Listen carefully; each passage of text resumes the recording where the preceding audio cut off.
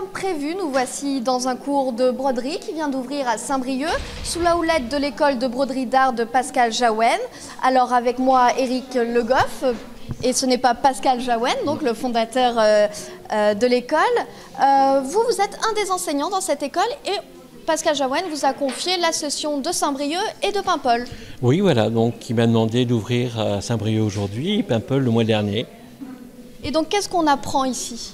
Alors, on apprend, c'est de la broderie d'art, c'est simplement du loisir, c'est pas une formation pour devenir professionnel, c'est simplement dans le loisir. Donc, on va enseigner plusieurs techniques. Il y a toujours le glazik, nous sommes de Quimper, donc le glazik c'est notre pays. Et après, chaque trimestre, on va proposer différentes méthodes de travail. Par exemple, là, c'est le passé en piétant. Et le trimestre prochain, ça sera le point d'ombre. Donc voilà, à chaque trimestre, on propose d'autres pratiques aussi que le glazik. Qu'est-ce que c'est le glazik pour ceux qui ne connaissent pas? Alors, le glazik, c'est une méthode de point qui est issue des costumes du pays glazik. Donc, la capitale du pays glazik, c'est Quimper. D'accord, et ça se fait comment à peu près? Alors, on travaille avec du fil de soie. Ce qu'il y a comme nouveauté, c'est que simplement, il y a 20 ans, Pascal est sorti du costume traditionnel pour proposer une méthode de broderie d'art. Donc, c'est-à-dire qu'en fin de compte, on fait des tableaux, de faire des coussins ou simplement de la lingerie de maison. Donc voilà, c'est là la grande nouveauté il y a 20 ans, parce que nous fêtons cette année les 20 ans de l'école. Donc il y aura des expositions sur les 5 départements bretons à partir du mois de septembre pour retracer un petit peu le travail des élèves. C'est des expositions tournées sur les élèves.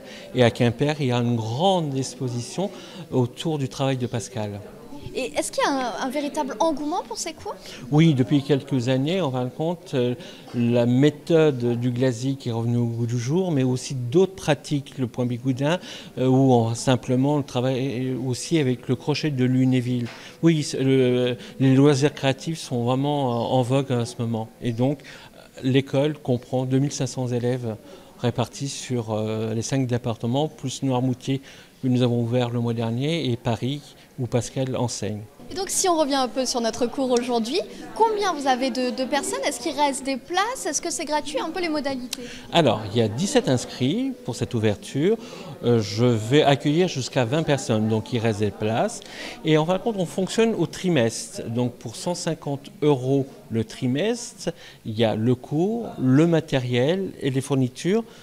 Et chaque personne repart avec cette pièce. Donc là, pour l'instant, ce ne sont que des pièces d'études. Il faut bien commencer par apprendre. Donc elles vont apprendre pendant 3 vendredis pour ce premier trimestre. Et après, donc le trimestre prochain, elles pourront prendre un autre motif et trouver quelque chose de plus compliqué. Oui, c'est vrai que vous dites elle, il y a énormément de filles. Il y a un garçon, je crois? Il y a un garçon, il y a très très peu de garçons, même si chez nous, dans le Finistère, ce sont des hommes qui brodaient au pays bigoudin. La passion de la broderie est devenue de plus en plus féminine. Donc nous n'avons que quelques garçons dans l'école. Merci beaucoup. Merci.